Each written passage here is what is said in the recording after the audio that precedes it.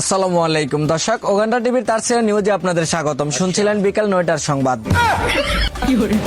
ঈদের ছুটিতে জমজমাট দেশের সব পর্যটক কেন্দ্র। জানা যায় সুইমিং পুলে গোসল করার সাথে সাথে মেয়েরা অতিরিক্ত হিসু করার কারণে দেশে বিশাল এক বন্যা হওয়ার সম্ভাবনা রয়েছে বলে জানিয়েছেন আবহাওয়া অধিদপ্তর। এদিকে ঈদের ছুটিতে গার্লফ্রেন্ড বয়ফ্রেন্ডরা খেত খামারে গিয়ে একজন আরেকজনের উপর মিছিল ঢোকাতে গিয়ে চাচার কাছে কট খায় এক চুদনামার্কা কাপল। বিস্তারিত দেখুন ইবলিশ হুসেন শয়তানের রিপোর্টে।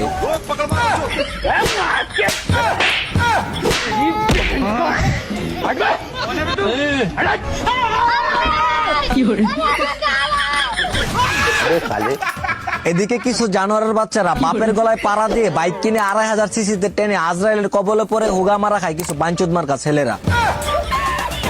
শিয়াল বলে আমি কখনো মুরগি খাই না, বিড়াল বলে আমি কখনো কাটা পছন্দ করি না। এদিকে হাদি হত্যার প্রধান আসামি ফয়সাল করিম বলে আমি হাদিকে হত্যা করি নাই। 14 দিনের রিমান্ড শেষে আদালতে নেওয়ার পথে সাংবাদিকের কাছে বলে সে নাকি হাদি হত্যায় জড়িত নয়। বিষয়টা এমন হয়ে গেল না, সানি লিওন বলতেছে যে আমি কখনো পরকীয়া করি নাই। জানা যায় এদেশে অতিরিক্ত পাইলিনের কারণে হ্যামলেট ফেটে যাওয়ায় ফয়সাল করিমের মতো চুট্টা মারার জন্ম হয় বলে জানিয়েছেন নিরাপদ প্যান্থার মন্ত্রণালয়। অন্যদিকে আটলান্টিক মহাসাগরে একটি টাইটানিক জাহাজ 5 জন মেয়েকে নিয়ে সাগর পাড়ি দেওয়ার উদ্দেশ্যে রওনা দিলে কিছুক্ষণ পর তাদের চিৎকারে জাহাজটি ডুবে যায়। ঘটনাস্থলে খায়রুল দেওয়ানের নেতৃত্বে ক্যান্সার বাহিনী নামক একটি স্পেশাল ফোর্স এসে তাদেরকে উদ্ধার করে। বিস্তারিত দেখুন মিছিল হারানোর সময় মেয়েদের আওয়াজের রিপোর্টে।